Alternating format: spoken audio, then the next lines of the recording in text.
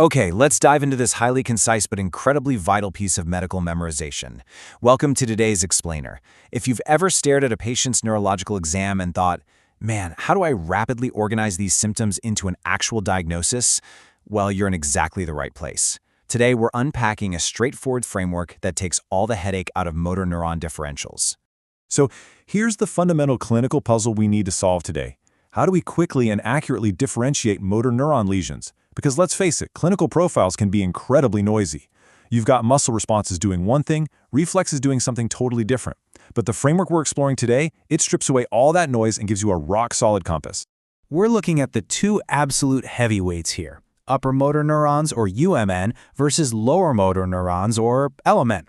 Telling these two apart is really the bedrock of this whole clinical puzzle. But, as you'll see in a second, they share a very deceptive commonality that trips up a ton of diagnoses. Here is the trap. If you try to compare UMN and LMN by looking at just one feature, power, you are going to hit a brick wall. Notice that in both profiles, power decreases. It's the ultimate trick. If you're only looking for weakness, there's no way you can tell them apart. Since power goes down in both, we clearly need a much sharper tool to differentiate the two. And this is exactly where our framework comes in.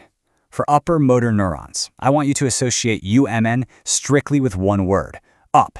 Think upward, elevated, escalated. By anchoring upper to the directional cue of up, you instantly organize this whole cluster of symptoms in your mind without having to memorize them one by one.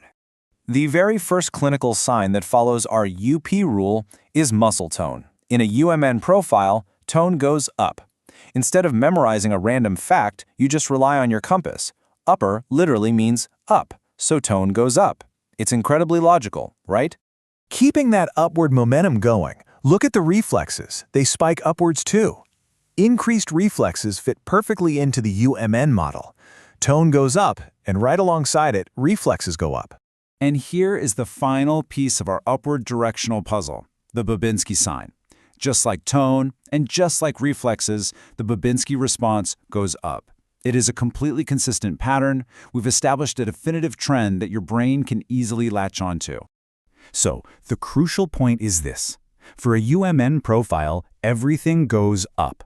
Well, with that one vital exception of power, of course.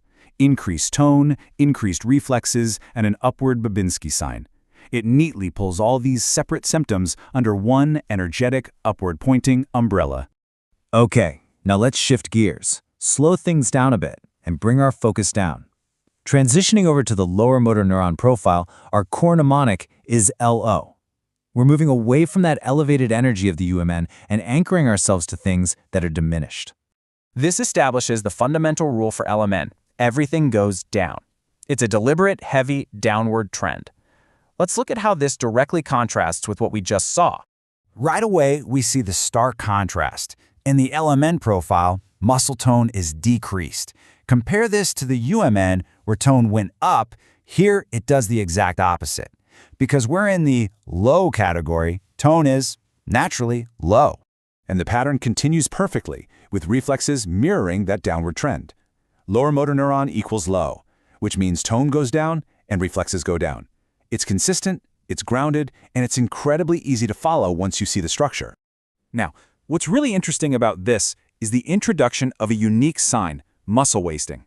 This belongs exclusively to the LMN category. Wasting is fundamentally a decrease in muscle mass, so it fits seamlessly right into our low narrative. Rounding out our LMN profile, we have fasciculations. This is another exclusive term anchored entirely to the low category. These are distinct to the lower motor neuron presentation. Spotting fasciculations right alongside muscle wasting points your compass firmly into LMN territory.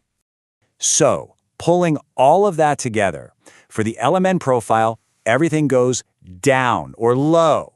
Decreased tone, decreased reflexes, and again, our one exception across the board, decreased power. But those exclusive signs, the muscle wasting and the fasciculations, are what truly plants you firmly in LMN territory. And this brilliantly illustrates the ultimate master differential summary. Perfect for screenshotting, by the way. When we map this all out side by side, the paths are super clear. Power decreases in both, but then they diverge. UMN goes up across tone, reflexes, and Babinski. LMN goes down for tone and reflexes, and brings in those unique lowering signs. Seeing it laid out like this, the confusion simply vanishes. So, what does this all mean? How does a simple directional cue completely transform our clinical understanding? By attaching a spatial direction like up or low to complex neurological signs, we bypass rote memorization entirely and tap into intuitive logic. The next time you're reviewing a challenging patient chart, just ask yourself, are the signs pointing up or are they pointing down?